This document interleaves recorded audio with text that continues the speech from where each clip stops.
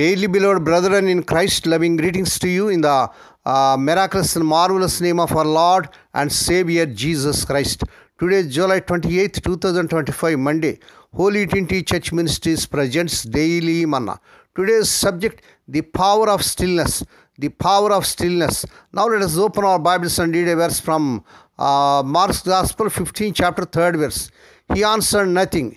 May God add His blessings to the reading of His precious word. Dear children of God, saints of God, there is no spectacle in all the Bible so sublime as the silent. Savior answering not a word to the men who were maligning Him, and whom He could have laid prostrate at His feet by one look of divine power or one word of fiery rebuke. But He let them say and do their worst, and He stood in the power of stillness. God's holy silent Lamb, praise God. There is stillness that lets God work for us and holds our peace.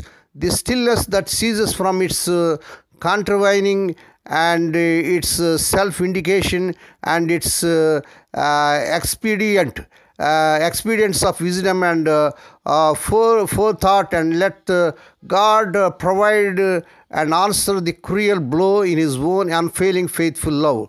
Praise God. How often we lose God's interposition by taking up our own cause and striking for our defenses. And God give to us this silent power, this comfort spirit. And after the heat and strife of earth or hour, men will remember us as we remember the morning dew, the gentle light and sunshine, the evening breeze, the Lamb of Calvary, and the gentle, holy, heavenly dove. The day when Lord Jesus stood alone and felt the hearts of men like stone, and knew He came but to atone. That day He held His peace. They witnessed falsely to His word. They bound Him with a cruel cord and mockingly proclaimed Him Lord. But Lord Jesus held His peace. They spat upon Him in the face. They dragged Him on from place to place. They heaped upon Him all disgrace. But Lord Jesus held His peace. My friend, have you far much less with rage which you call righteousness, resented slights with great distress? Your Savior held His peace. Praise God.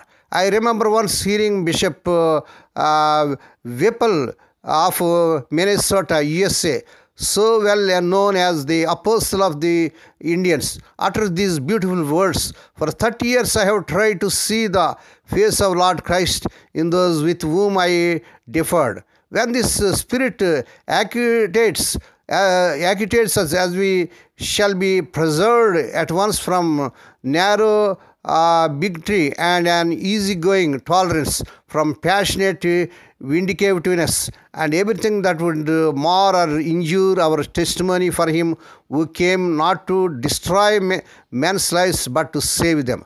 May God bless these few words. Now let us pray. Dear Heavenly Father, Holy Father, we thank Thee and praise Thee for this miraculous and marvelous morning that was given to us to come to Thee and to meditate upon Thy word. Bless those that are listening daily and regularly. Bless those that are sharing Thy word to their friends and beloved ones. Heavenly Father, we pray for those that are celebrating their wedding anniversaries and birthdays today. Lord, bless them and crown the Lord with their mercy, grace and gladness. Perform a new thing in their life. Lord, we pray for the sick and suffering. Lord, let Thy healing virtue surge through their bodies, touch them, heal them. Lord, we pray for those who are in great agony because of the loss of ones in their family. Spirit of the living God, Thou art the God of all comfort, comfort them, console them. Lord, we pray for the children as they are going out and coming in throughout this day. Deliver them from all dangers and accidents. Give them safe journeys. We commit all these things into Thy mighty hands. We ask Thee and give Thee thanks in the miraculous and marvelous name of our Lord and Savior Jesus Christ. Amen. May the grace of our Lord Jesus Christ and the love of God and the fellowship of the Holy Spirit be with us all now and evermore. Amen.